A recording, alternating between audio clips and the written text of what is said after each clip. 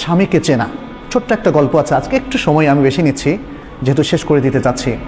আমি বেশি নেব না, ইনশাআল্লাহ আশা করি 5-6 মিনিটের মধ্যে শেষ করব। স্বামীকে চেনা। স্ত্রীদের উচিত হচ্ছে স্বামী কি পছন্দ করেন, যেহেতু স্বামী আপনার প্রিয়জন, আপনি স্বামীকে কাউন্টার পার্ট হিসেবে দেখবেন না, তিনি আপনার প্রতিদ্বন্দ্বী নন। সুখী পরিবারের মধ্যে স্বামী হচ্ছে স্ত্রীর প্রিয়তম ব্যক্তি। অতএব স্বামী কি পছন্দ করেন, স্বামী কি পছন্দ করেন না, এটা স্ত্রীকে জানতে হবে। এখানে ছোট্ট একটা গল্প আপনাদের সামনে বলছি। এই গল্পটা উল্লেখ করেছেন মাজেন আল ফুরাই। তিনি বলছেন, একজন স্বামী তার বন্ধুকে বলল যে আমি 20 বছর ধরে সংসার করছি, অথচ আমার স্ত্রীর মধ্যে আলহামদুলিল্লাহ এমন কিছু দেখিনি যা আমাকে রাগান্বিত করে। তখন বন্ধু খুব আশ্চর্য হয়ে বলল, কিভাবে এটা সম্ভব, কিভাবে করলে বলো তো দেখি, পুরো ঘটনাটাই আমাকে খুলে বলো। তখন স্বামী বললেন যে আমি যখন বিবাহ করলাম, প্রথম রাতে আমার স্ত্রীর কাছে গেলাম, তার দিকে আমার হাতটা একটু বাড়িয়ে দিলাম, সৌহার্দ্যের হাত, মমতার হাত বাড়িয়ে দিলাম। স্ত্রী আমাকে বলল, একটু ওয়েট করুন প্লিজ, আমি আপনাকে কিছু বলবো হে আবা উমাইয়া। আরবরা আবার আবু উমাইয়া মানে কুনিয়ার ধরে কথা বলে, আমাকে একটু কিছু কথা বলার সুযোগ দিন, বলে বলো। তখন স্ত্রী শুরু করলো যেভাবে, যেমন বলল আলহামদুলিল্লাহ ওয়াসসালাতু ওয়াসসালামু আলা রাসূলিল্লাহ, ছোট্ট খুতবা দিয়ে শুরু করলো।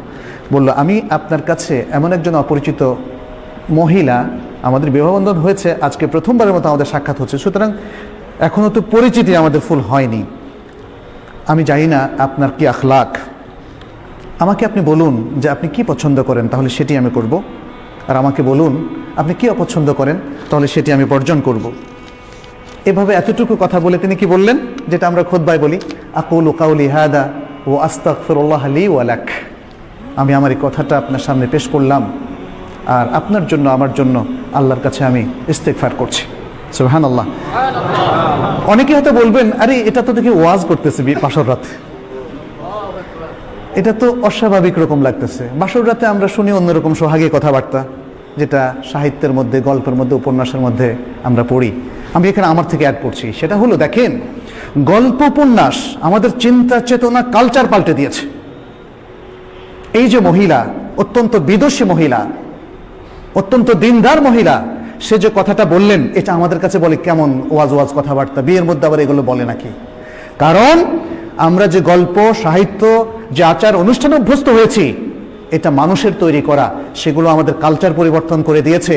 এই সুন্দর দিনদারি আমাদের থেকে একদম ছিনিয়ে নিয়ে গিয়েছে। মহিলা আজকে এত সুন্দর কথা বললেন, স্ত্রী ওই বন্ধুকে বলছে, আমার স্বামী বললেন, আমার স্ত্রীর কাছে যখন আমি এই কথাটা শুনলাম, ভাবলাম যে আরে এটা তো দেখি অত্যন্ত সুন্দর কথা, তাহলে তো আমাকেও একটা ভাষণ দিতে হবে। তখন তিনি বললেন, কি বললেন, আলহামদুলিল্লাহ ওয়া উসাল্লি আলা নবী ওয়া আলিহি ওয়া সাল্লাম, সকল প্রশংসা আল্লাহর জন্য এবং নবী সাল্লাল্লাহু আলাইহি ওয়াসাল্লামের উপর সালাতু সালাম। তারপর বললেন, ফাইন্নাকা কুলতা কালামান ইন থাবাত্তি আলাইহি ইয়াকুন লাকা হাযযুক, তুমি কিছু সুন্দর কথা বলেছো, যদি তুমি এর উপর স্থির থাকো তাহলে এটা তোমার ভাগ্য। ওয়া ইন তাদঈহি ইয়াকুন হুজ্জাতান আলাইক, আর যদি তুমি এটা দাবি করে থাকো যেটা তুমি পরিপালন করবে না, তাহলে এটা তোমার বিরুদ্ধেই হুজ্জত হিসাবে, দলিল হিসাবে থাকবে।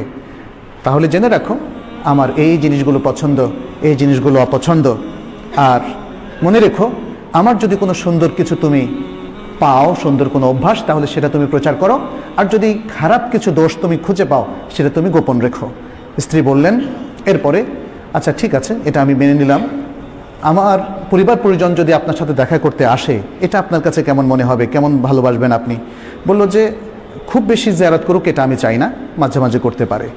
এরপরে তিনি বললেন, স্ত্রী জিজ্ঞেস করলেন যে আপনার প্রতিবেশীদের মধ্যে আপনার ঘরে কারা কারা আসুক বলে আপনি মনে করেন এবং কাদেরকে আপনি নিষেধ করেন? তখন তিনি বললেন যে আমার প্রতিবেশীদের মধ্যে এরা খুবই সজ্জন ব্যক্তি, এরা আমাদের বাসায় আসতে পারে, আর এরা অসৎ, এরা আমাদের বাসায় আসবে না।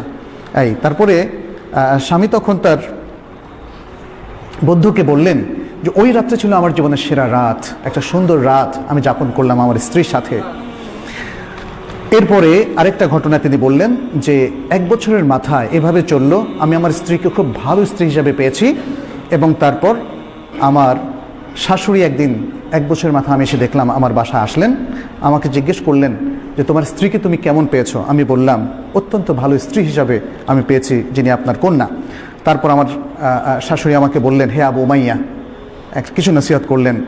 দেখো, ছেলেরা বা পুরুষেরা তাদের ঘরে তাদের প্রিয়তমা স্ত্রীর কাছে কখনোই অকল্যাণকর কিছু পায় না।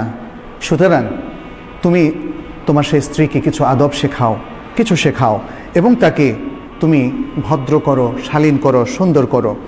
আচ্ছা, এখানে